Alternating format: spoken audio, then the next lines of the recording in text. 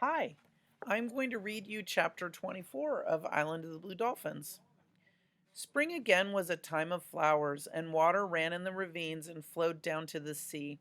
Many birds came back to the island.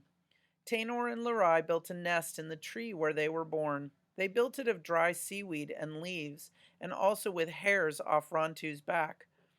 Whenever I clip my dog's hair, I always leave piles of their hair in the yard so that birds can use their hair to make the soft part of their nest, right? So they're they're getting hair from Ron too. Whenever he was in the yard while it was being made, they would swoop down if he was not looking and snatch a beakful of fur and fly away.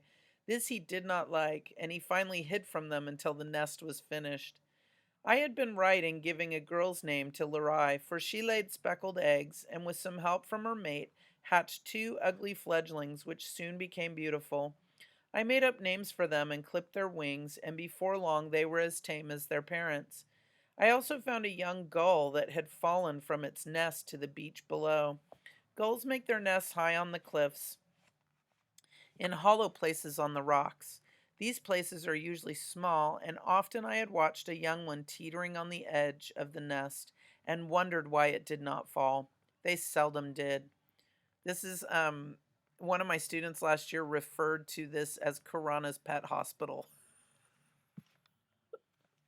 in at centers. And it's kind of true. She's wherever she's seeing injured animals, the injured otter, injured birds, she's bringing them into her house to Karana's pet hospital. These places are usually small, and often I had watched a young one teetering on the edge of the nest and wondered why it did not fall. They seldom did. This one, which was white with a yellow beak, was not badly hurt, but he had a broken leg. I took him back to the house and bound the bones together with two small sticks and sinew.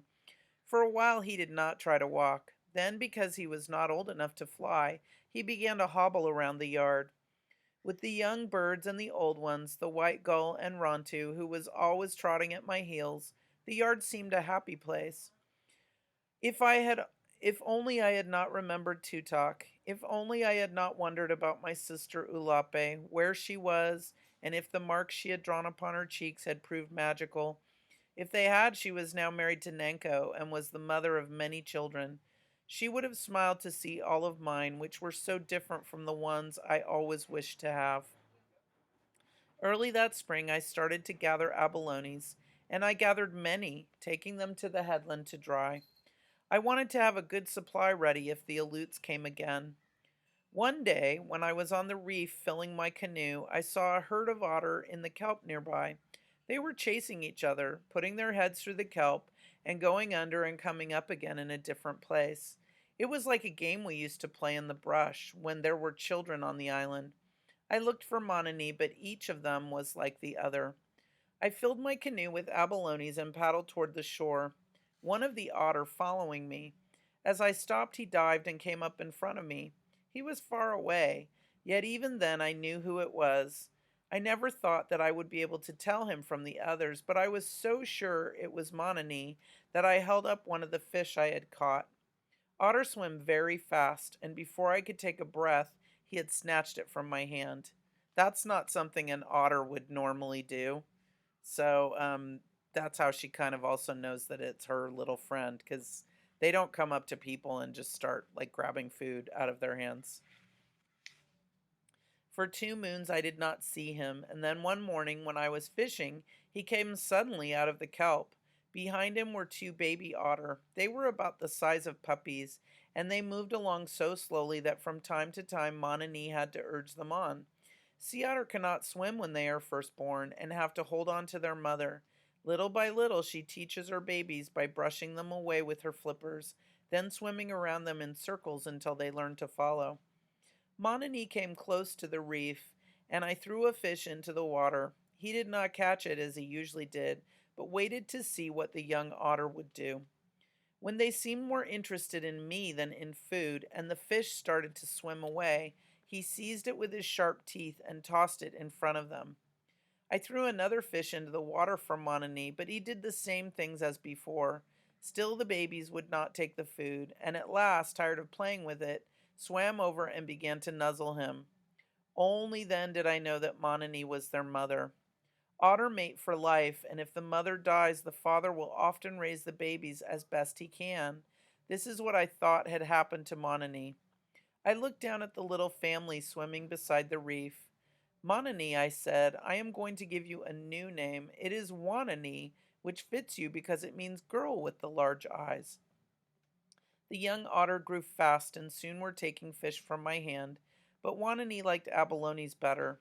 She would let the abalone I tossed to her sink to the bottom, and then dive and come up holding it again against her body, with the rock held in her mouth. Then she would float on her back and put the abalone on her breast and strike it again and again with the rock until the shell was broken.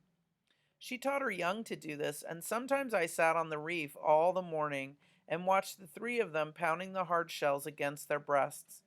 If all otters did not eat abalones this way, I would have thought it was a game played by Wanany just to please me.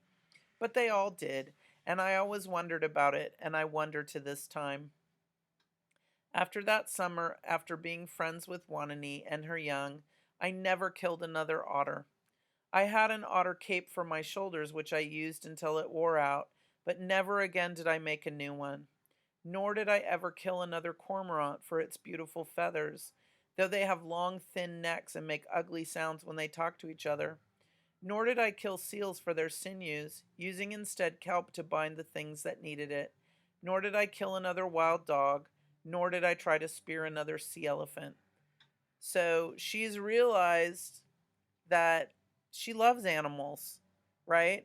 And she has made a commitment to take care of animals. They're her friends, and she's not going to use them as a resource anymore, right? She's kind of become a little bit of a vegan. She still has to eat meat because there's not enough on her island to eat that is not meat, right? So she's still going to be eating shellfish and um, fish. So she's still eating meat, but she has like different feelings about animals now that she's connected. She's made so many connections. Ulape would have laughed at me, and others would have laughed too, my father most of all. Yet this is the way I felt about the animals who had become my friends, and those who were not, but in time could be. If Ulape and my father had come back and laughed, and all the others had come back and laughed, still I would have felt the same way, for animals and birds are like people too, though they do not talk the same or do the same things. Without them, the earth would be an unhappy place. So that's very level 6, isn't it? When you have a personal code, she's saying even if her father and Ulape laughed at her for not wanting to kill the animals, she would have still not killed them because that was her belief that she had, right? So she has a code of behavior and she's going to live by it even if her family makes fun of her about her feelings and her commitment to animals. All right, we will stop right there. Thanks for joining me.